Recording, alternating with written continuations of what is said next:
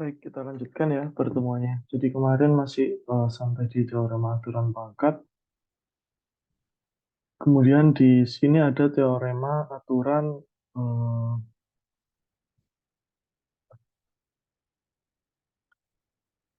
teorema B ya, atau mengintegrasi satu pangkat X kita berbesar pangkatnya dengan satu dan membaginya dengan pangkat yang baru. Jadi itu teorema pangkat. Sekarang ada teorema B, yaitu teorema trigonometri ya. Teorema B. Apa itu teoremanya? Yaitu sin X dx sama dengan min cos X plus C. Sedangkan untuk integral cos X dx sama dengan sin X plus C. Jadi ini teoremanya ya. Jadi bukti cukup dilihat bahwa ya kalau mau bukti, buktinya adalah dx cukup dilihat dx min cos X plus C sama dengan sin X. Jadi cukup melihat itu saja ya. Sekarang kita mengingat kembali dari bab 2 bahwa dx adalah suatu operator linier ya. Jadi dx ini merupakan operator linier. Maka ini ada kaitannya bahwa integral tak tentu adalah linier. Jadi sifat-sifatnya misal seperti ini ya. Satu yang pertama dx k fx sama dengan karena linier jadi k-nya bisa keluar k dx fx. Yang kedua dx fx ditambah gx sama dengan dx fx ditambah dx gx. Dari dua sifat ini, sifat ketiga menyusul secara otomatis bentuk pengurangannya. Ya, dx fx dikurangi gx sama dengan dx fx dikurangi dx gx.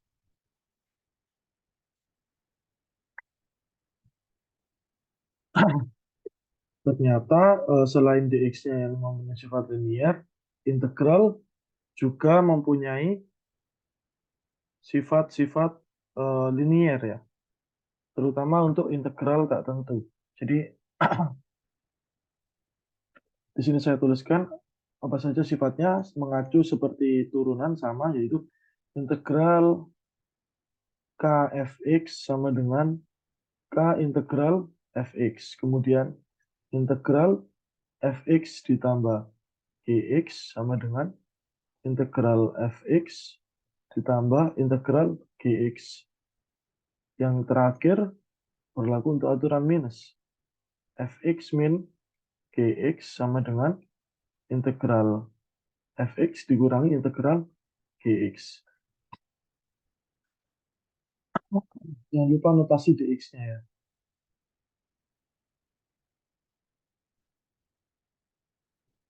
Nah, seperti ini. Jadi integral tertentu sifat-sifatnya sama dengan turunan tak tertentu. Contoh misalnya, menggunakan kelinearan, hitunglah contoh yang pertama ini. Contoh, integral 3x kuadrat ditambah 4x dx. Maka ini akan menjadi integral 3x kuadrat dx ditambah integral 4x. Maka hasilnya adalah 3/3x pangkat 3 plus C ditambah dengan integral, 24/2x kuadrat. Berarti hasilnya adalah x pangkat 3, ini C1, C2, ya jangan lupa bentuknya seperti ini. Maka x pangkat 3 ditambah C1 ditambah dengan 2x kuadrat ditambah C2. Hasilnya adalah seperti ini. Atau eh, bisa kita juga notasikan bahwasannya bentuknya seperti ini. C-nya jadi 1. Sama dengan, ups, sama dengan X pangkat 3 ditambah 2X kuadrat ditambah C. Nah, karena konstantanya itu pasti ya kita anggap asumsikan sebagai konstanta yang sama. Seperti itu. Nah, sekarang kita lanjutkan aturan pangkat di generalisir. Teorema aturan pangkat di generalisir.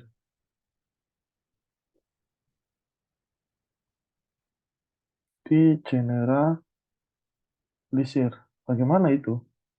Jadi teoremanya adalah jadi misalnya R adalah suatu bilangan rasional ya. Jadi integral Gx pangkat R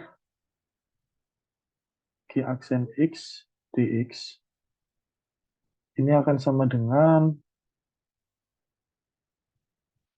Gx pangkat R dibagi dengan R plus 1 tambah C. Dengan R lebih dari min 1 ya. Bisa 0 tapi lebih dari min 1. Jadi bukan min 1. Untuk menerapkan teorema D ini teorema D, kita harus mampu mengenali fungsi G dan G aksen di dalam integran. Apa itu G aksen? G aksen itu turunan daripada Gx-nya ya. Jadi contoh nih, misal yang A, contoh ya, contoh yang pertama, integral 4x, sorry, x pangkat 4 ditambah 3x pangkat 30 dikali dengan 4x pangkat 3 ditambah 3dx. Bagaimana cara menyelesaikannya? Jadi kita punya gx sama dengan apa? X pangkat 4 ditambah 3x pangkat 30. Ya, maka eh, kita tidak perlu pangkatnya. Ini Gx. G aksen X sama dengan 4X pangkat 3 ditambah 3. Nah, Gx ini kan X pangkat 4 plus 3X. Sedangkan G aksennya adalah turunan pertamanya, maka 4X pangkat 3 ditambah 3 itu adalah turunan pertamanya.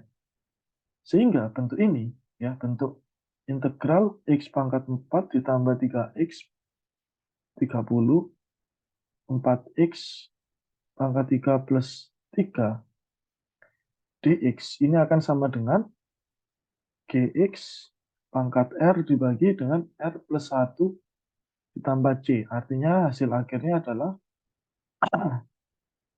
x4 plus 3x pangkat 30 dibagi dengan 29 plus c. Sorry, r plus 1 ya, bukan minus 1. 31 plus c. Oh, sorry, ini teoremanya r plus 1 ya. Jadi ini R plus 1, maka ini 31 plus C. Ini adalah hasil akhir. Ini sudah teorema ya. Jadi kalau ingin pembuktian, silakan dijabarkan sendiri. Kemudian contoh lainnya, untuk teorema pangkat digeneralisir. Contoh B misalnya. Integral sin 10x pangkat 10x cos x dx ya. Berarti kita punya gx di sini adalah sin x, G aksen x-nya adalah cos x. Maka kita bisa gunakan aturan teorema D. Sehingga sin 10x cos x sama dengan sin x. Ya, R plus 1 pangkat 11 per 11 ditambah dengan C. Ini adalah hasil akhirnya. Sin 11 x ya. Ini adalah hasil akhirnya seperti ini. Jadi itu adalah integral yang pangkat digeneralisir. Atau kita punya bentuk U pangkat R, DU sama dengan U R plus 1 ditambah ditambah R plus 1 plus C. Dengan R tidak sama dengan min 1 ya. Oke, seperti itu ya bentuk umumnya. Sekarang kita lanjut ke persamaan diferensial ya. Persamaan diferensial.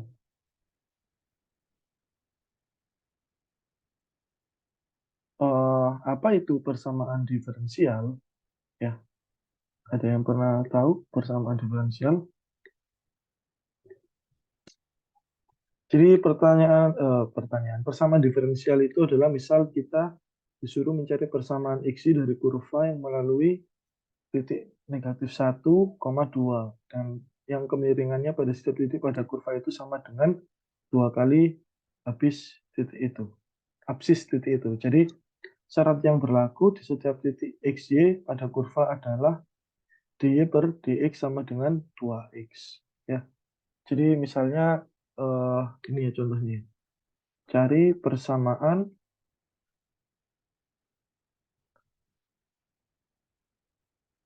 xy yang hanya berlaku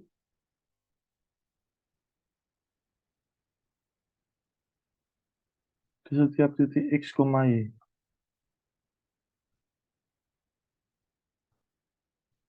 Seperti ini. Pada kurva adalah, jadi caranya berarti kita dy per dx sama dengan 2x. Titiknya ini min 1,2 ya. Nah, min 1,2, di mana min 1 adalah x, ya, 2 adalah y-nya. Syarat yang harus berlaku di setiap titik xy pada kurva adalah, jadi ini syarat ya. Ini adalah syaratnya. Syarat. Syarat pada setiap kurva dy per dx sama dengan 2x. Berarti kita mempunyai fungsi y sama dengan fx di sini. Kemudian dy per dx-nya adalah 2x. Berarti bisa saja fx-nya itu x kuadrat plus c sesuatu. Karena ketika dy per dx hasilnya adalah 2x.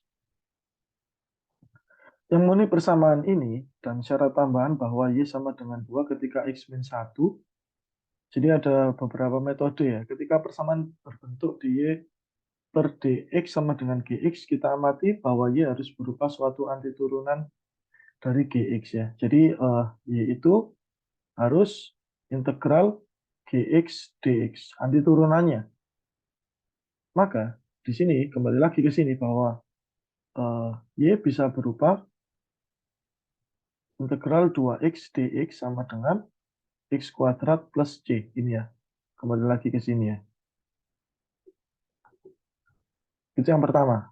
Metode yang kedua, pikirkan dy, ini cara pertama ya. Cara pertama untuk menentukan fy-nya, fx-nya. Cara pertama menentukan fx ya. Kemudian yang kedua, cara yang kedua ruas diintegralkan dan disederhanakan. Jadi misal dy per dx sama dengan 2x. Dx-nya pindah ke kanan ya. Jadi integral dy sama dengan integral 2x dx. Maka hasilnya adalah apa? Y sama dengan diintegralkan 2 per 2 x kuadrat plus c. Ya, berarti Y sama dengan x kuadrat plus c. Ini cara kedua mengintegralkan kedua ruas. Sorry, ini plus c1 juga, ini c2. Berarti kita asumsikan sama, ya sama dengan x kuadrat plus c. Seperti ini. Atau c2 pindah, c1 pindah ke ruas kanan, maka dia menjadi y sama dengan x kuadrat plus c. Sama saja ya. Itu cara kedua. Nah, sebenarnya metode yang kedua berhasil dalam beraneka masalah yang bukan berbentuk sederhana. Seperti dx sama dengan gx. Seperti yang kita lihat, ya, y sama dengan x kuadrat plus c mewakili keluarga kurva yang diperhatikan pada gambar 1. Sedangkan yang metode 1 itu hanya berlaku bentuk tertentu saja. Jadi kalau ingin bentuk umum, kita bisa gunakan metode kedua. Seperti itu. Kita simpulkan bahwa C sama dengan 1, dan karena itu Y sama dengan X kuadrat plus 1 yang akan berada pada 0. Jadi 2 sama dengan, jadi kalau di sini kita punya Y sama dengan, karena tadi hasilnya adalah Y sama dengan X kuadrat plus 1 plus C, maka kita asumsikan 2 sama dengan min 1 kuadrat ditambah C. Berarti C ini sama dengan 1 untuk menghasilkan Y sama dengan 2. Paham ya? Nah, persamaan dy dx sama dengan 2x dan dy sama dengan 2x dx disebut persamaan diferensial. Jadi, dy per dx sama dengan 2x, kemudian dy sama dengan 2x dx. Ini adalah persamaan diferensial. Ini juga ya, persamaan diferensial. Contoh-contoh lainnya, ya, dy per dx sama dengan 2xy ditambah sin x, itu contoh lainnya. Sebarang persamaan dengan nilai tidak diketahui unknown berupa suatu fungsi dan yang melibatkan turunan atau diferensial dari fungsi yang tidak diketahui, ini disebut persamaan diferensial. Fungsi yang ketika disubstitusikan dalam persamaan diferensial menghasilkan identitas disebut penyelesaian persamaan diferensial. Di sini kita hanya meninjau kasus yang paling sederhana, ya. Ini persamaan diferensial tingkat 1 yang berpisahkan. Nantinya ada tingkat-tingkat lainnya. Ini adalah persamaan-persamaan yang hanya melibatkan turunan pertama dari fungsi yang tidak diketahui dan sedemikian rupa sehingga variabel-variabel dapat dipisahkan satu pada masing-masing ruas persamaan. Misal ini contoh lain, ya. dy per dx sama dengan x ditambah 3x kuadrat per y. Nah, jika kedua ruas kita kalikan y kuadrat dx, maka kita memperoleh hasilnya adalah y kuadrat dy sama dengan x ditambah 3x kuadrat dx. Sedangkan seperti ini. Dalam bentuk ini, persamaan diferensial mempunyai variabel-variabel terpisahkan, yaitu suku-suku y berada pada satu ruas dari persamaan dan suku-suku x berada pada ruas yang lainnya. Dalam bentuk terpisahkan, kita dapat menyelesaikan persamaan diferensial itu dengan menggunakan metode 2 tadi, ya, integralkan kedua ruas, samakan hasil-hasil, dan sederhanakan. Contoh 2 nih, contoh lagi. Contoh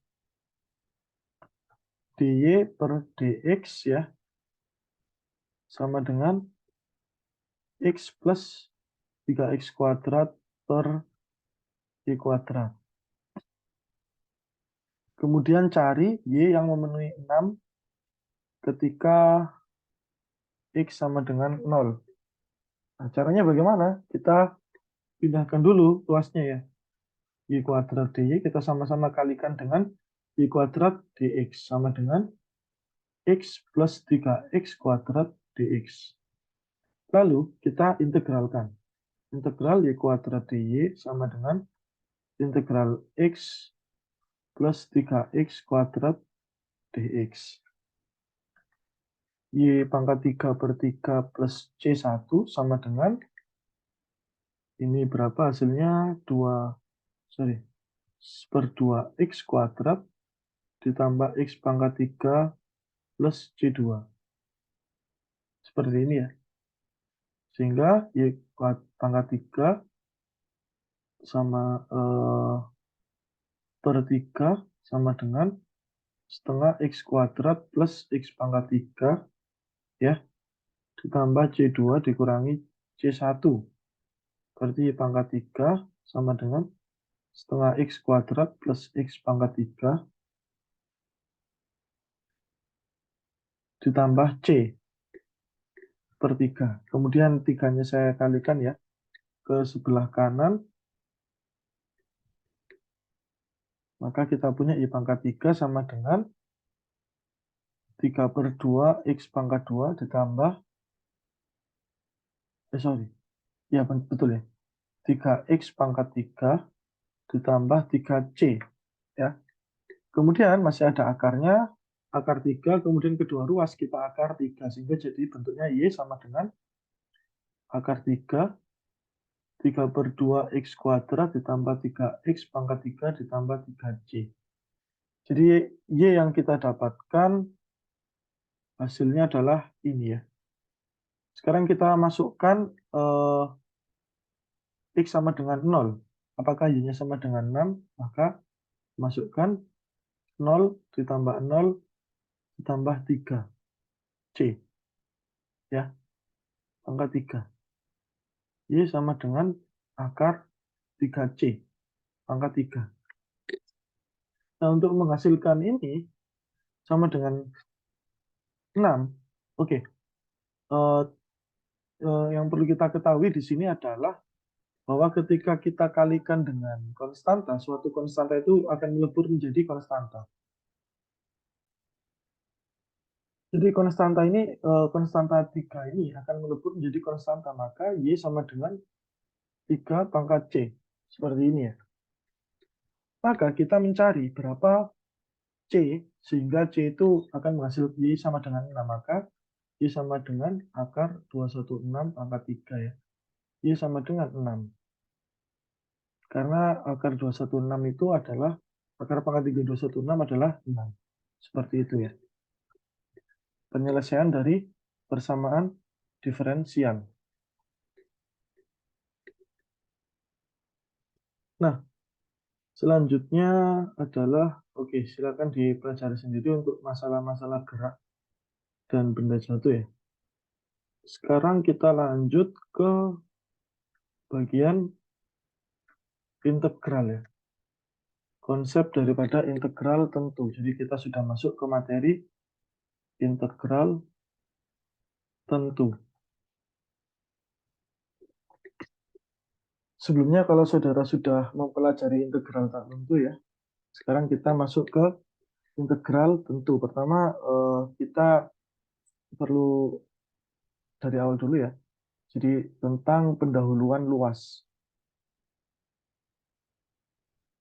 Luas. Jadi integral itu berangkat dari luas ya. Dua masalah. Keduanya dari geometri memunculkan dua pemikiran.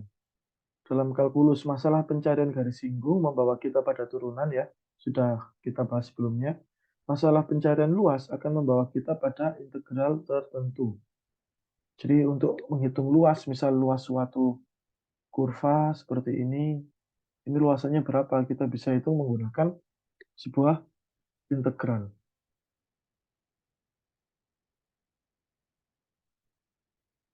Luas itu memenuhi sifat.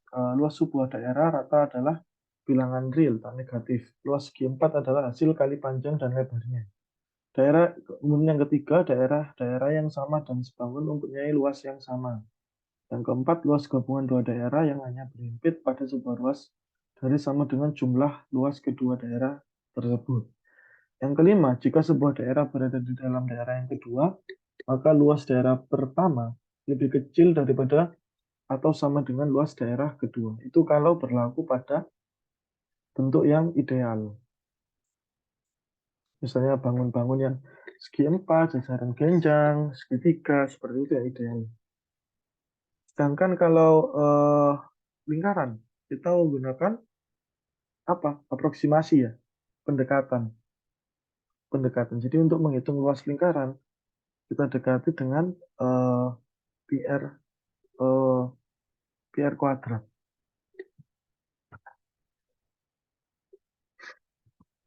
Nah, yang di sini ada beberapa notasi ya dalam penulisan luas, yaitu notasi sigma.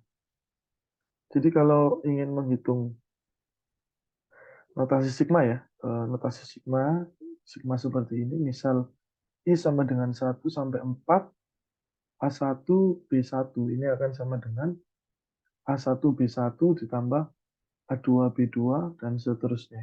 Ini merupakan notasi sigma. Notasi sigma itu apa? Penjumlahan ya.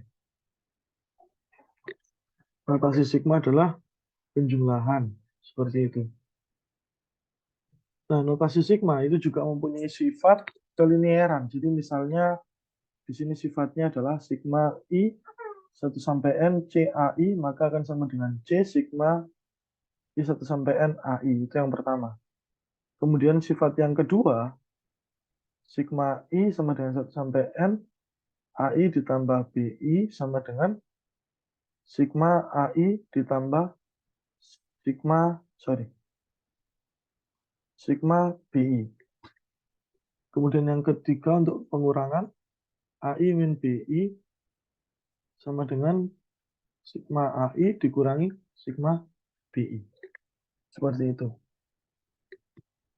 Saudara pasti sudah bisa ya kalau mempelajari tentang notasi sigma ya. Karena ini sudah didapatkan di pengantar statistika harusnya. Selanjutnya mungkin kita bisa lanjut saja ke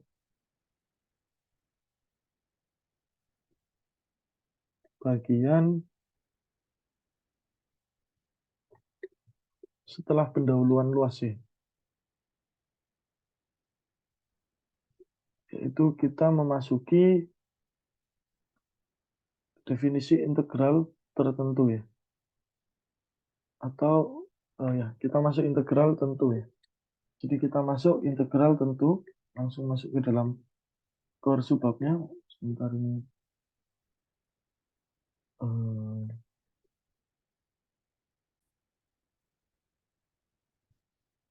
Oke, kita masuk ke bab intinya yaitu tentang integral tentu. Integral tentu. Oke, integral tentu itu berangkat dari jumlahan Riemann ya.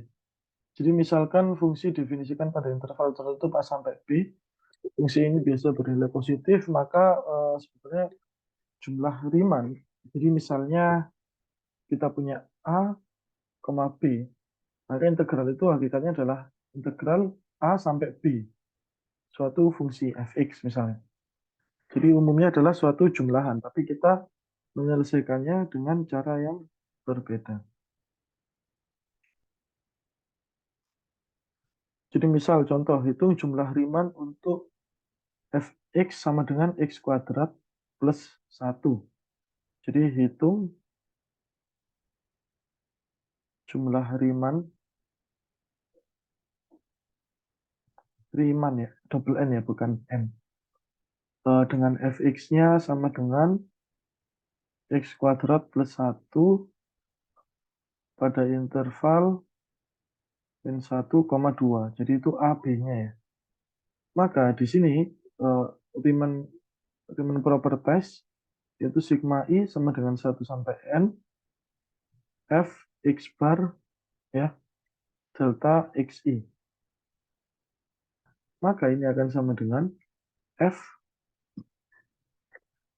X bar I, sorry ini X bar I ya, X bar I delta XI. Berarti F X bar I-nya berapa? Atau delta I-nya?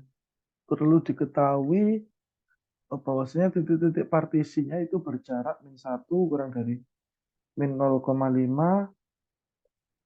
kurang dari 0 kurang dari 0,5 kurang dari 1 kurang dari 1,5 kurang dari 2. Seperti ini ya. Maka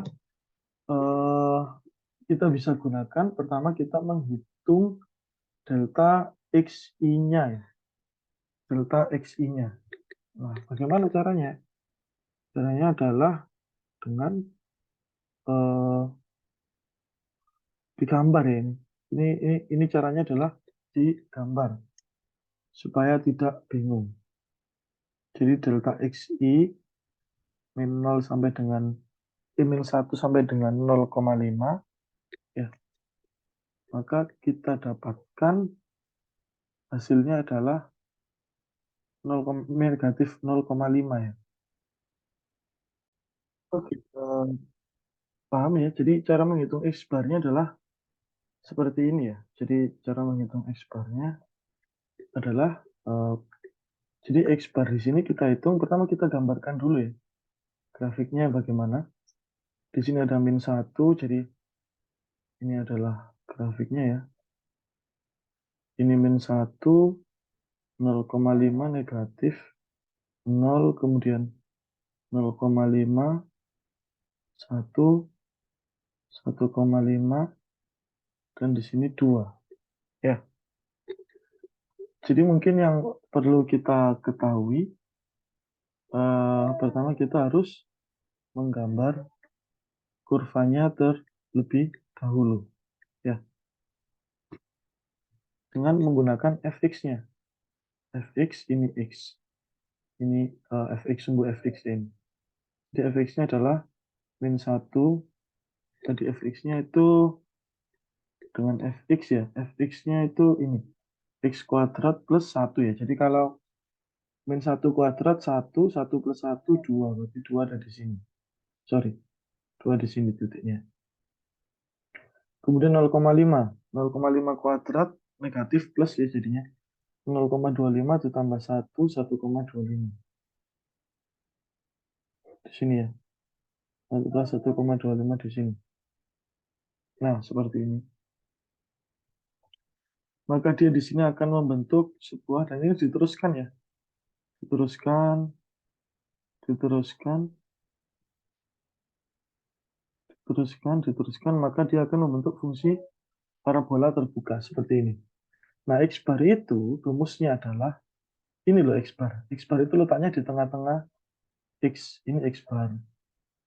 Kemudian ini X bar, X bar, X bar, X bar.